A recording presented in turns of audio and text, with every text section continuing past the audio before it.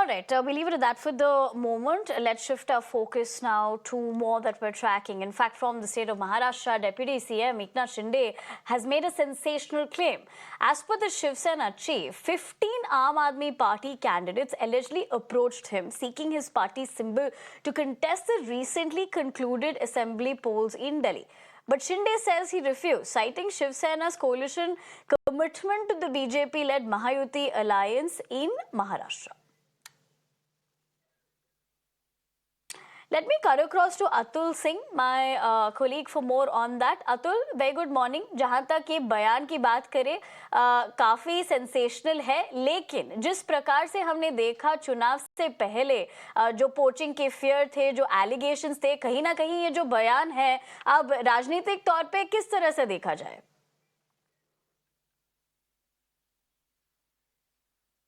जी देखिए, कहीं ना कहीं ये जो बयान खुद एकनाथ शिंदे ने जिसका खुलासा किया है, काफी ज्यादा एक बड़ा आप कह सकती हैं सनसनीखेज खुलासा है, क्योंकि जिस तरीके के हालात थे दिल्ली चुनाव में, जहां पर ये कहा जा रहा था कि लास्ट मोमेंट तक जब तक रिजल्ट सामने नहीं आए हैं, आम आदमी पार्टी और बीजेपी के बीच में काफी ज्यादा क्लोज फाइट थी, लेकिन कहीं ना कहीं जिस तरीके से करप्शन का एक बहुत बड़ा मुद्दा बीजेपी ने अपने कैंपेन में दिल्ली के पूरे चुनाव में सामने रखा था, उससे कहीं ना कहीं आम आदमी पार्टी के जो सीनियर लीडरशिप थे, उनके अलावा जो दूसरे जो वहां के उनके नेता थे, उनमें कहीं ना कहीं इस बात का डर जरूर था कि शायद अगर वो आम आदमी पार्टी से अगर खड़े होते हैं तो उनके लिए मुश्किल साबित हो सकती है। और यही वजह था कि उन्होंने खुद एकनाथ शिंदे से संपर्क करने की कोशिश की कि उनका जो पार्टी का सिंबल है धनुष बाण, उसके जरिए क्या वो कैंडिडेट के तौर पर या पार्टी के टिकट के ऊपर जो है कैंडिडेट बन के चुनाव लड़ सकते हैं। तो इस पर साफ तौर पे एकनाथ शिंदे ने इनकार कर दिया, चूंकि वो एनडीए के खुद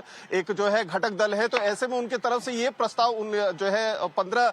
नेताओं को दिया गया कि आप एनडीए में शामिल हो जाइए या बीजेपी में शामिल हो जाइए, और उसके बाद अगर आप चुनाव लड़ते हैं तो हम आपको इसका समर्थन देंगे। इस तरीके की बात सामने आई थी, क्योंकि कुछ सोर्सेज ये भी बता रहे थे कि जो सहयोगी दल थे, क्योंकि आम आदमी पार्टी के कई ऐसे नेता थे जो बीजेपी से सीधे संपर्क नहीं करना चाहते थे, तो वो उनके अलायंस पार्टनर को टारगेट कर रहे थे। जिस तरीके से 70 सीटों में से बीजेपी ने अपने दो सहयोगी जनता दल यूनाइटेड और चिराग पासवान की एलजेपी को अपने 2 सीट्स दिए थे, वहां से उनके कैंडिडेट्स को खड़ा किया था और बीजेपी ने एनडीए के जो है समर्थन के साथ उनके साथ चुनाव लड़ा था। हालांकि वो दोनों हार गए थे, लेकिन उनके बीजेपी के जो सहयोगी दल हैं, आम आदमी पार्टी के कई ऐसे लीडरशिप या कैंडिडेट्स थे जो कोशिश कर रहे थे कि शायद उनके जैसे ही उन्हें अगर टिकट मिल जाता है तो जो आम आदमी पार्टी का झाड़ू का चुनावी सिंबल है या आम आदमी पार्टी से जुड़े होने के उन पर जो ब्लेम लगेंगे या उनकी जीत में कहीं रोड़ा बन सकते हैं या खतरा बन सकते हैं, वो उनके साथ नहीं होगा और वो आसानी से चुनाव जीत जाएंगे। क्योंकि उन्हें भी इस चीज का एहसास हो गया था कि कहीं ना कहीं जो बीजेपी की एक लहर है, एनडीए की जो लहर बीजेपी की दिखाई दे रही है दिल्ली में, उसका उन्हें फायदा मिल सकता है। लेकिन ये जो उनकी सोच थी वो कहीं ना कहीं वो विफल हो गई, और जो एकनाथ शिंदे को उन्होंने अप्रोच किया था कि जो है 15 जो कैंडिडेट्स थे वो टिकट मांग रहे थे, तो वो कहीं ना कहीं विफल हो गया, क्योंकि एकनाथ शिंदे ने साफ तौर पर उन्हें इनकार कर दिया था कि वो एनडीए के साथ है और वो एनडीए के ही साथ रहेंगे। वो बीजेपी के कैंडिडेट्स के खिलाफ वो अपने कैंडिडेट्स नहीं खड़े करेंगे। तो कहीं ना कहीं एक बहुत बड़ा सनसनीखेज खुलासा दिल्ली के इलेक्शंस को लेकर ये एकनाथ शिंदे के स्टेटमेंट से हो रहा है।